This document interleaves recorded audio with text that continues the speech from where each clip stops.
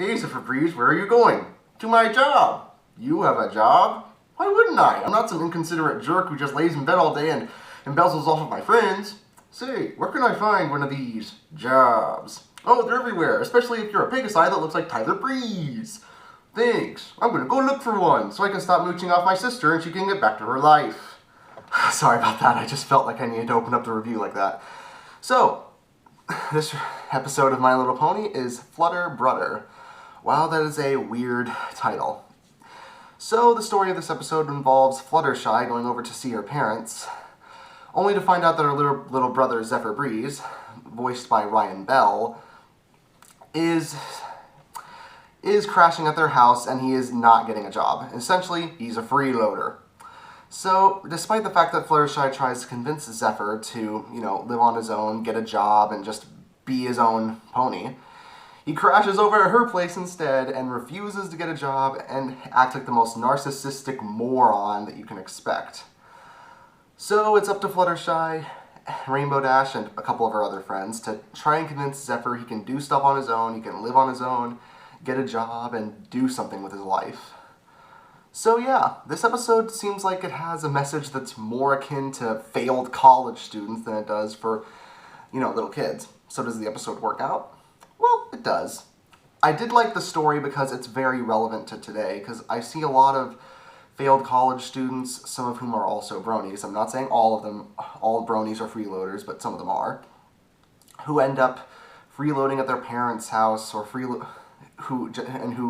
never get jobs. They never truly grow up, and they just act like children for their entire lives. And is it just me, or does Zephyr Breeze sort of look like a mix between Tyler Breeze and a pony, if you've ever seen the WWE? I mean, they sort of have the same look, they sort of have the same narcissistic personality. And heck, Tyler Breeze's quotes even match up with Zephyr's. I mean, was his character design and his personality based on Tyler Breeze? Who knows? Anyways, Zephyr initially really annoyed me as a character. He felt like a combination between the biggest narcissist at your college and a failed student who never decides to graduate from college, just wants to crash at anyone's house, and when he finally does, seem to get a job, he pawns the work on someone else. In fact, he even pawns work on cute little animals at one point. How pathetic is that? Also, I really didn't laugh that much for this episode. I mean, a few bits made me smirk, I suppose, but Ryan Bell's Zephyr Breeze was just so irritating that I felt like if he was left in the woods to fend for himself with nothing to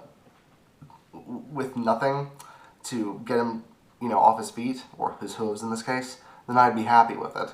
But then I realized, the more I thought about it, this portrayal of Zephyr is actually very realistic to how I see a lot of, freeloaders.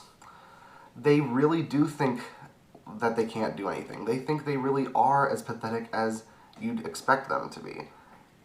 And if anything, the reason he acts like he's, hot stuff is because he's in denial about the whole thing. He's dealing with so much grief that his denial, it manifests in this narcissistic image.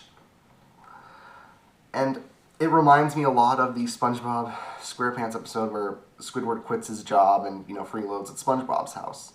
It has the same sort of denial and the same sort of annoyance that you have for the main character, which just amplifies the cathartic feeling of joy that you feel when the character finally either gets back to doing a job or realizes he can do something on his own.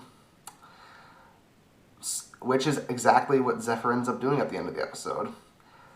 With, of course, another song. The song Can I Do It On My Own really is a very powerful song. As it basically carries the message that the entire episode has. You can do stuff on your own. You don't have to freeload off of others. Have confidence in yourself. Make sure you can, do stuff by yourself and you don't have to mooch off of others. But the great thing is, Zephyr isn't treated as, a complete villain this time around. He's just not very confident, and he doesn't realize how he has talents that he just chooses not to acknowledge. And I like that about this episode. I mean, heck, I know I live with my parents and my grandparents, but at least I have a job, and at least there's an excuse for me not to have, a house to myself because of the house prices here in California.